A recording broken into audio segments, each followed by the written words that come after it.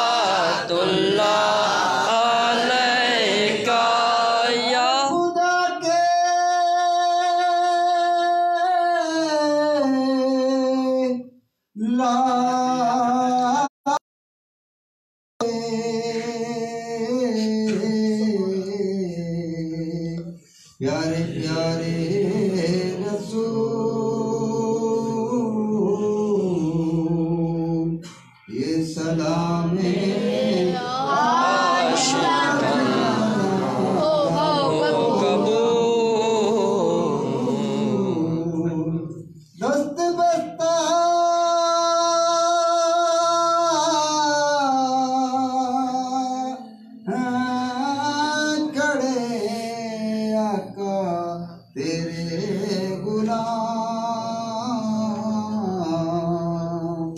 पेश करते हैं गुलाम सलाम। तस्लीम फरमाओ।